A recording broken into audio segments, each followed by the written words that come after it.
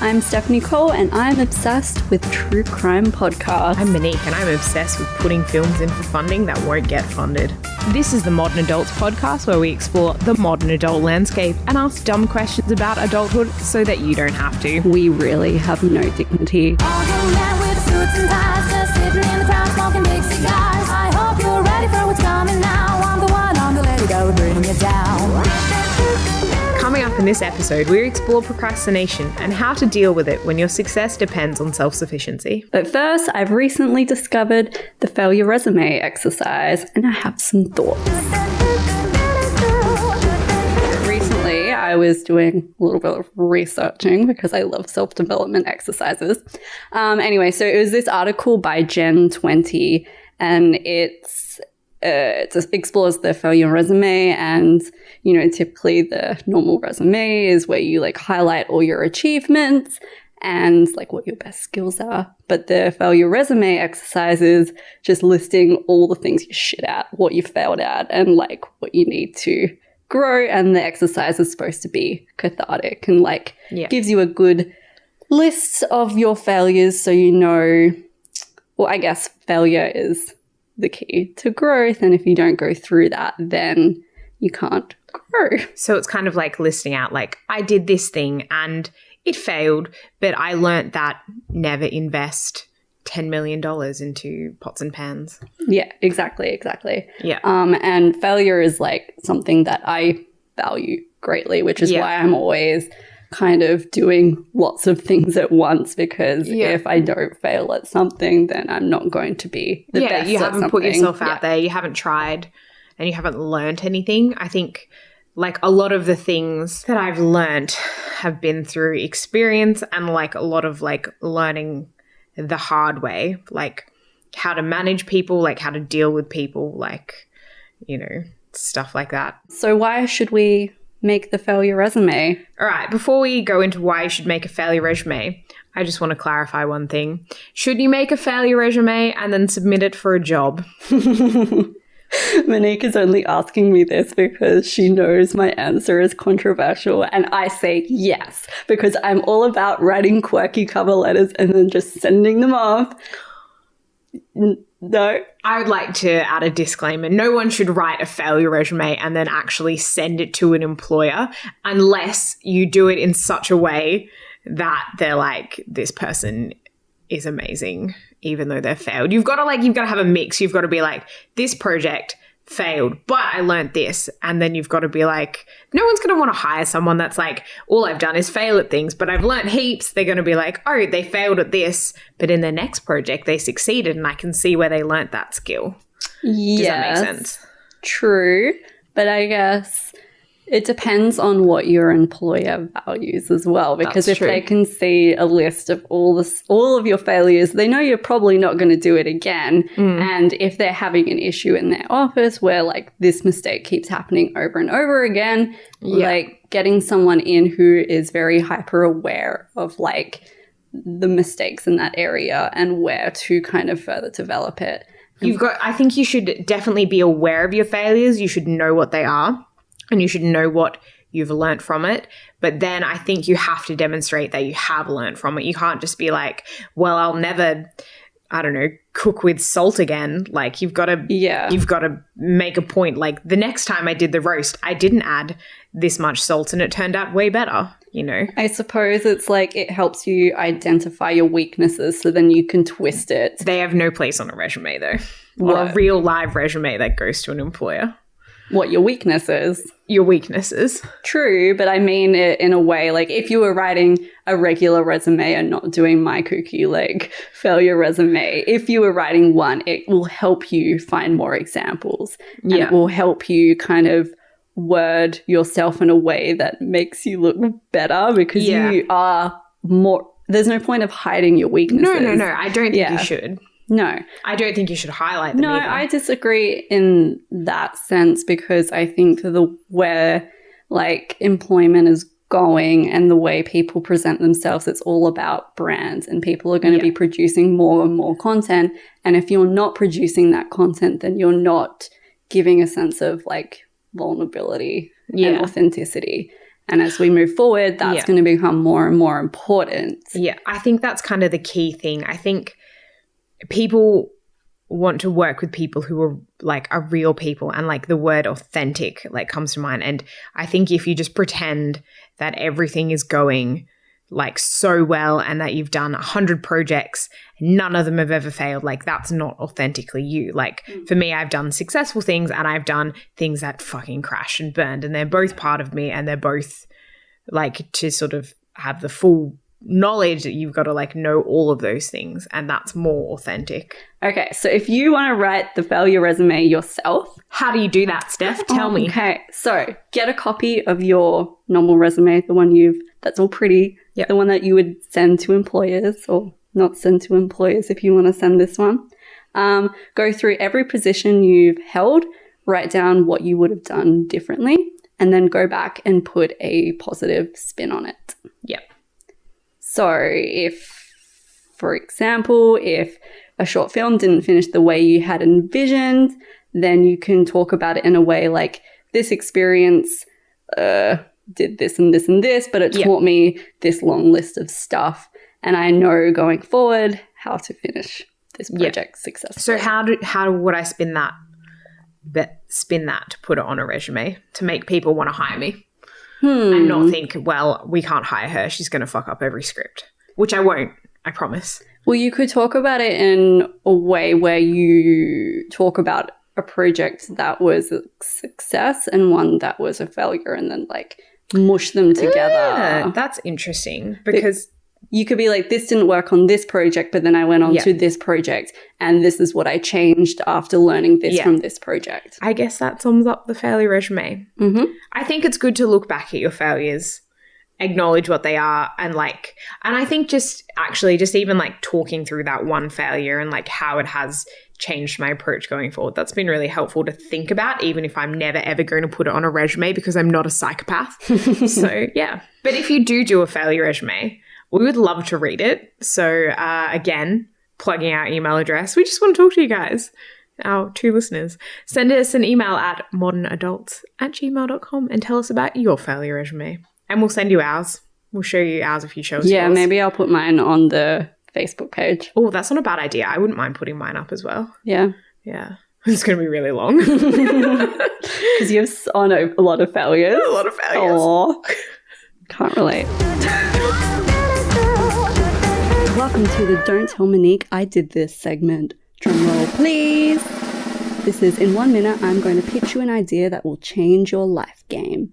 My idea is called Pranked with Love, a video series where I create elaborate romantic pranks and subject my beautiful girlfriend to them. For example, I pretend to be a tiny child from Home Alone and booby trap the house. Caitlin walks into the house, she trips on the wire, and a giant net drops down, trapping her. Taylor Swift softly starts to play. It's a love story, just yes. I step out dressed like George from George of the Jungle and rip her from the net. I give her a tiny kiss and over the loudspeaker blares Pranked with Love. Okay, back to the show. So I've been thinking a lot on the procrastination subject just because it's something that comes up a lot in my life, because I love to put things off that are too tricky for me. Yeah. And so when I get flustered, I'm just like, it's better just to do it tomorrow. Or never do it at all. Let's just not. Yes. And so and you become more acutely aware of it when like your success relies on your own self-sufficiency. So if you do nothing, then you're going to achieve nothing. And it's the worst feeling ever, because I just want things to happen and me not to lift a finger. But I understand it requires some hard work. But anyway, I recently watched this TED Talk by Tim Urban. I'm going to include it in the show notes, and it's called The Inside the Mind of the Master Procrastinator. And he explores his own behavior whilst trying to write his thesis. And a big theme that came out of it was that procrastinators love instant gratification. And that is something that I relate to deeply, because knowing my track record, I love to move on to new things very quickly. And that's just because when it gets too hard, I'm like, okay, next thing, I'm going to do the easy thing on the next thing. And then when that gets too hard, I'm going to jump on to the next thing. Yeah. Because that's what gives me instant gratification. And it's just something that I've been struggling for a while because the cycle keeps repeating and I want to break it. What are your thoughts? Yes. I just have one question. Are there people out there who don't like instant gratification? I don't know. That, like, I get that there's people, like someone has once said maybe somewhere that there's people who like delayed gratification. Like, maybe I don't know what delayed gratification is, but like. Is that a sex thing? No, that's something else. That's called, I can't remember.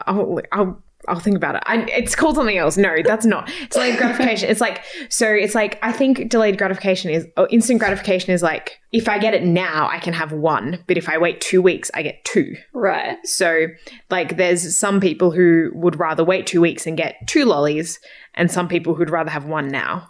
I want one now. There was that. Did you ever watch that video of this experiment they did and they brought in kids and they were like, okay, I'm going to leave the room. You can either eat the lollies now or when I get back, I will have a bigger treat for you. Yeah. And the test was to see if like the kids could like wait for like the bigger treat or having sit in the room with the lollies, would they like go for the instant gratification rather than delayed gratification? What did they pick?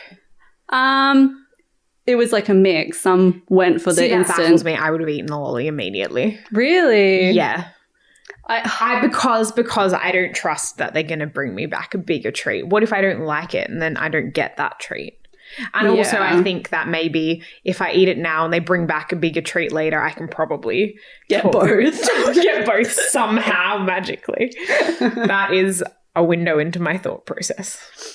That's interesting because I think I would wait for it. Then you don't want instant gratification. Yeah, which is weird. That's very conflicting. But I think like maybe it's just the way it's framed to me. If it was like my procrastination or like the work I was doing was framed better to me, which is why I like thrive off accountability. Oh, it's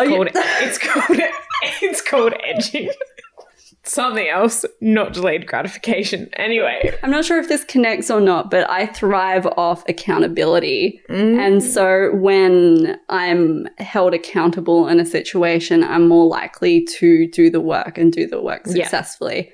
And I wonder if that kind of relates to this experiment in a way, because if there's someone else in the room with me and it's not just myself. That doesn't seem like a gratification thing. It's more like of a... accountability. Like if someone's making you do it, you don't want to disappoint them, you don't want to let them down, or like you don't want to get a bad mark, you don't want to get your boss to hate you. Like, true. So that's why you're more likely to not procrastinate those things versus like, you know, doing something on your own, like writing your own short story.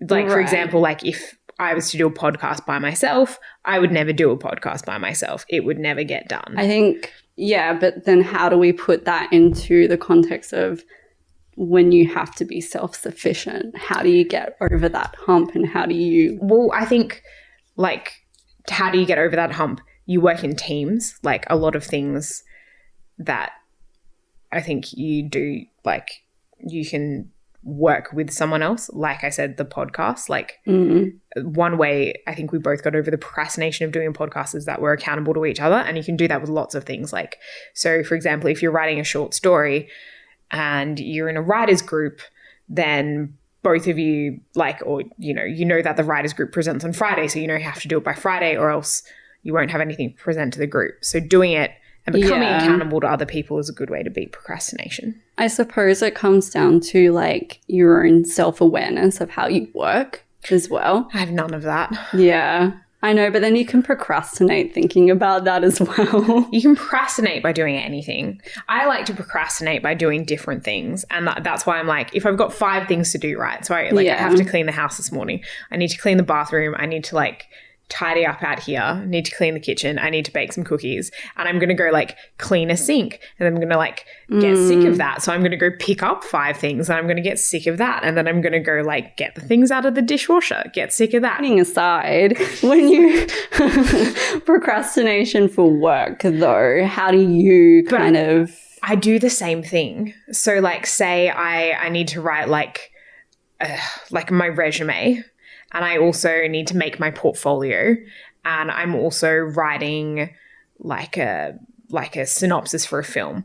I'll do the synopsis for a film, and then I'll be until I'm sick of it, and I'm like, okay, I need a break from this. So I'll go and I'll like work on my resume, and then like I'll do something else productive. Like I procrastinate by doing things that are productive but aren't also directly related to what I need to be doing. Yeah, I've been doing actually some research on like the best way to structure your day to get the most or to feel the most energized and be able to keep going and get as much done as you can. And there's a way of like structuring your day where like if you do tasks that energize you in between the tasks that you don't want to do. Yeah. And so whenever you're finished something that's draining you, or whilst you're doing it, you're like, oh, okay, I'm going to do this next. And that's going to feel really good because I like doing that. Yep. And then I guess when you're doing it, you're like really excited and then you're pumped to get through the things that you kind of have to do. But then whilst you're doing that thing, you're like, oh, after this, I get to go do something else that I love. Yeah. I know that's kind of like idealistic and not everybody is going to have it's that. Kind of, I get how that works. But if you can like look at something and be like, okay, I don't mind doing this task, then that can be your energizer.